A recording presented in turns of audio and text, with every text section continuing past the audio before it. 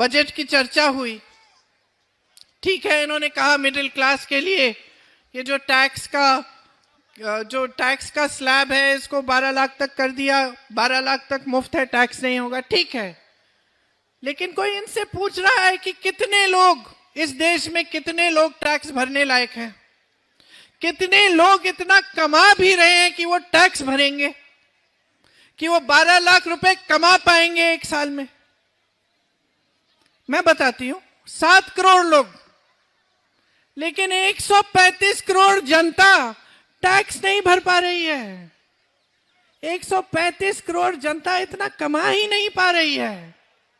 आज आप सुबह उठते हैं, आपकी हर चीज पे जीएसटी का टैक्स है, हर चीज पे, दांत मंजन पे है, दवाइयों पे है, स्कूल की वर्दियों पे है, मोजे जूतों पे है, किताबों पे है, हर चीज पे जीएसटी का टैक्स है। खास तौर से जिनकी छोटी छोटी दुकानें हैं, जो अपना छोटा बिजनेस चलाते हैं, वो समझ रहे हैं मैं बात क्या कर रही हूं, कि जीएसटी को लेकर किस तरह से छोटे बिजनेस भी खत्म होने के कगार पे हैं, क्योंकि हर चीज पे टैक्स है, हर चीज महंगी हो गई है। मैंने आपसे बात की जब मेरी शादी हुई थी, मुझे याद है कि 100 ग्राम का जो मक्खन है 12 रुपए का मिलता था, एक थैली दूध 7 रुपए की मिलती थी। आज बताइए, आज तो 75 रुपए से ज्यादा हो गया है। इतना सा मक्खन, आप मक्खन खाते हैं, ब्रेड खाते हैं, चाय पीते हैं, कुछ भी लेंगे, आज आप उस पर टैक्स भर रहे हैं। और कमा क्या रहे हैं? हर जगह बेरोजगारी है, तमाम पद खाली पड़े हुए हैं। सरकारी पद आपको मालूम है 25,000 खाली हैं दिल्ली में, केंद्र की सरकार के भी पद खाली हैं। अब बेरोजगार बच्चे हैं। देखो, आजकल वो जमाना नहीं है कि आप अपने बच्चों को पढ़ाएंगे लिखाएंगे नहीं, कि अगर आप छोटा कारोबार कर रहे हैं कहेंगे कि चलो 12 साल का हो गया इसको इसी में लगा देते हैं, वो जमाना नहीं है। आज आप खुद पढ़ाना चाहते हैं अपने बच्चों को, आप चाहते हैं कि आपका बच्चा जो है आपसे ज्यादा तरक्की करे, कि जो संघर्ष आपने देखे हैं वो बच्चा ना देखे। हम सब वैसे ही हैं। मुझसे अगर आप पूछेंगे क्या नहीं चाहती मैं अपने बच्चों के लिए, तो मैं सोचती हूँ मेरा सबसे बड़ा संघर्ष यही था कि हमने जीवन में बहुत हिंसा देखी। पिताजी की मौत हो गई आकस्मिक, उनको मार डाला गया, दादी जी को भी मार डाला गया हमारे अपने घर में। तो मैं अपने बच्चों के लिए ये जरूर चाहूंगी कि ऐसी चीजें कभी ना देखें अपने जीवन में, खुश रहें, है ना? इसी तरह से आपके जो बच्चे हैं, आप चाहेंगे कि जो आपके संघर्ष हैं वो संघर्ष दोबारा दोहराए ना जाए उनके जीवन में। इसलिए आप चाहेंगे कि आपके बच्चे पढ़े लिखे हों, कि कहीं पे जॉब लग जाए, नौकरी लग जाए, अपना भविष्य बनाएं, बड़े होकर आपको भी मदद करें, आपकी देखभाल करें। यही हम सब चाहते हैं, चाहे किसी भी कोई भी परिस्थितियों में हो हम। आजकल आपके बच्चों की जो उम्मीदें हैं, आशाएं, वो भी अलग हैं। एक जमाना था, हम छोटे थे, 2 चॉकलेट मिला करते थे दुकानों में, एक 5 स्टार एक एक्लेयर। आज क्या क्या नहीं मिल रहा है। खिलौने की दुकान एक होती थी, उसमें 1-2 गुड़ियां मिल जाती थी। आज कैसी कैसी चीजें मिल रही हैं। आज छोटे छोटे बच्चे फोन मांग रहे हैं आपसे, कह रहे कि हमें अच्छे अच्छे कपड़े चाहिए, भाई वो वाले जूते चाहिए हमें जो उस दुकान में है, महंगे वाले। तो आपके बच्चों की भी आकांक्षाएं जो है, महत्वाकांक्षाएं हैं, वो भी बदली हैं और बदलनी चाहिए। इसी को तरक्की कहते हैं, कि हमारी उम्मीदें, हमारी आशाएं बढ़ती चली जाएं और हम किसी न किसी तरह से इनको पूरा करने की कोशिश करें। लेकिन अकेले नहीं कर सकते ना, अकेले नहीं कर सकते। सरकार की मदद की जरूरत है, सहायता समर्थन की जरूरत है। रोजगार बनाता कौन है? रोजगार 2-3 जगह से आते थे पहले। एक तो खेती से आते थे, अब आप शहर में रहते हैं तो खेती से शहर में तो आएंगे नहीं। छोटी दुकानें, छोटे बिजनेस रोजगार दिलवाते थे। जिस तरह से मैंने अपने पति के बारे में बात की कि एक्सपोर्ट करते थे, हम लोग यहाँ आकर कांच के मोती खरीदते थे, झालर खरीदते थे। तो जो छोटा बिजनेस वो करते थे, उससे यहाँ पे भी दुकानदारों की थोड़ी सी कमाई हो जाती। वो दूसरों को फिर लगाते थे और रोजगार देते थे कि भाई तुम मोती बना के लाओ, हम बेचेंगे। इसी तरह से ये सिलसिला चलता था। तो जो छोटा दुकानदार है, छोटा बिजनेस है, वो हमेशा रोजगार देने वाला होता है, हुनर को पहचानने वाला होता है। इसके अलावा जो बड़े बड़े पीएसयू थे, नेहरू जी को बड़ी गालियां देते हैं, लेकिन ये पीएसयू जिनको हम कहते हैं, जो सरकार की कंपनियां थी, जिसमें सरकारी नौकरी मिलती थी, जिसमें पेंशन अच्छा मिलता था, वो सब लगभग सब कांग्रेस के जमाने में जवाहरलाल नेहरू जी, इंदिरा जी ने बनवाए। और उससे नौकरी की गारंटी मिलती थी, रोजगार की गारंटी मिलती थी। कि आपको याद होगा जो बुजुर्ग हैं यहाँ, कि एक जमाने में सब सरकारी नौकरी चाहते थे, क्योंकि उनको लगता था एक बार ये हो जाएगा तो स्थायी नौकरी मिलेगी, जीवन भर के लिए हम सेट हो जाएंगे। आज सरकारी पीएसयू जो है, सब अपने बड़े बड़े उद्योगपति मित्रों को पकड़ा दिए इन्होंने। लैटरल एंट्री से सबको ठेके पे लगा रहे हैं उसमें। वहां की नौकरियां, रोजगार भी स्थायी नहीं रही, पेंशन भी नहीं रहा जो पहले होता था। जितने भी सरकारी कर्मचारी हैं, ये बेचारे पुलिस वाले भी जो खड़े हैं, इनको पुराना पेंशन नहीं मिल रहा है आजकल। तो सब तरफ से आपको संकटों ने घेर रखा है। और जो काम सरकार को करना चाहिए, रोजगार दिलवाना, आपका इंफ्रास्ट्रक्चर बनाना, आपके लिए सुविधाएं तैयार करना, वो सरकार कर नहीं रही है। क्योंकि जो राजनीति उभरी है, वो आपका ध्यान भटकाने वाली राजनीति है। आज अगर आप मोदी जी के भाषण, केजरीवाल जी के भाषण देखेंगे, तो यही सब बातें हैं। एक कहेगा किसी ने शीश महल बनाया है, दूसरा कहेगा उसने राजमहल बनाया है।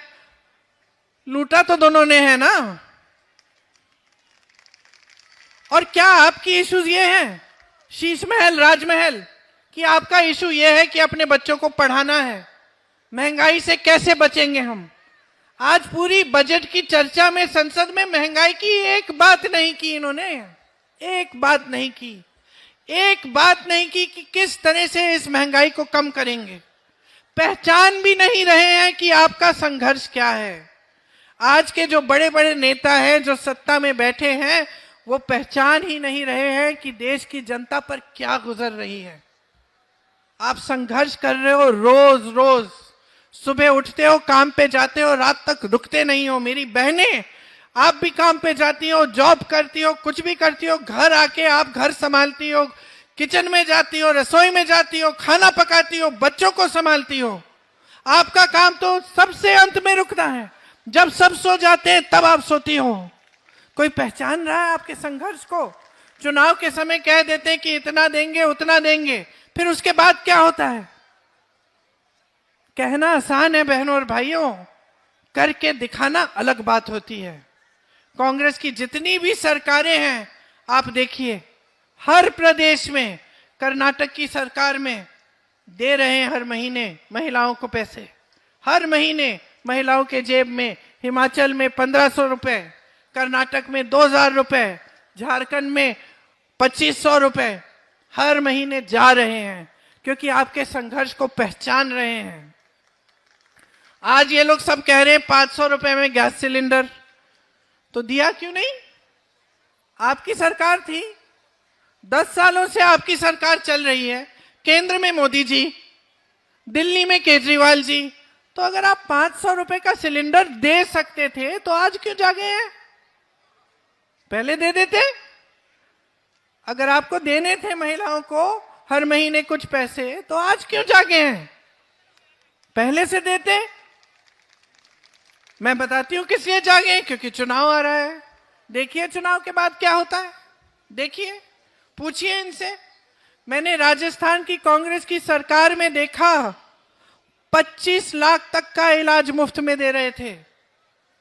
वो आदमी रो रहा था मुझे बताते वक्त कि मेरा हार्ट का जो सर्जरी, पूरी सर्जरी मुफ्त में हुई है, मुझे सिर्फ फॉर्म भरने के पैसे डालने पड़े। वो रो रहा था, मेरे आंखों में आंसू आए, क्योंकि मुझे लगा देखो कितना कर सकती है सरकार अगर नीयत ठीक होती है उसकी। तो अगर नीयत ठीक होती है तो नेता समझता है कि देश की संपत्ति देश की जनता के हाथों में होनी चाहिए। उसको लूटने की कोशिश नहीं करता, उसको अपने बड़े बड़े उद्योगपति मित्रों को देने की कोशिश नहीं करता। आज सारे बंदरगाह, सारे एयरपोर्ट, तमाम जमीनें, कोयले के खदान, देश की जो बिजली पावर की सारी जो जितने भी इंफ्रास्ट्रक्चर, सब अडानी और अंबानी जी के, सब मुफ्त में दे दिए गए इनको। कुछ इनको बेचा गया, कुछ मुफ्त में दिया गया। ये आपकी संपत्ति थी, ये देश की संपत्ति है। आप जो सोशल मीडिया पे देखते हैं कि ये लोग किस तरह से अपनी शादियां मना रहे हैं, क्या क्या कर रहे हैं, कैसे कैसे महलों में रह रहे हैं, ये आपकी संपत्ति है जो मोदी जी ने इनको पकड़ा दी है मुफ्त में। यही थे वो पीएसयू जिनसे आपको रोजगार मिलता था, जो आज इन सब के हैं। कुछ दिनों पहले मैं वायनाड गई, जहां से मैं सांसद हूं। वहां एक ड्राइवर मिला मुझे हवाई अड्डे में। मैंने कहा कहां के हो? कहता है मैं कहीं और का हूं, मैसूर का हूं। मैंने कहा यहां कैसे? कहा कि जी वो अडानी साहब को दे दिया गया पूरा हवाई अड्डा, तो हम 200-300 लोग काम कर रहे थे, हमको सबको निकाल दिया गया। तो मैंने कहा कितना टाइम दिया था? बोला कुछ यही 10-15 दिनों में सबको कह दिया कि जाओ अलग अलग जगह चले जाओ। तो मैं यहां आ गया हूं। तो इस तरह से तमाम रोजगार घट रहे हैं, इनके राज में बढ़ नहीं रहे, घट रहे हैं। और ये देश तरक्की नहीं कर पाएगा अगर यहां रोजगार नहीं बनेंगे। आप अगर देखिए तो चीन में देखिए, चीन में प्रोडक्शन का काम होता है, मैन्युफैक्चरिंग का काम होता है, तेजी से आगे बढ़ रहा है। वही हुनर हमारे पास है। हमारे पास हुनर है, हमारे पास जनता है, हमारे पास पढ़े लिखे नौजवान हैं, लेकिन कोई रोजगार ही नहीं दे रहा, कोई मौका ही नहीं दे रहा। हम चीन का मुकाबला कैसे करेंगे?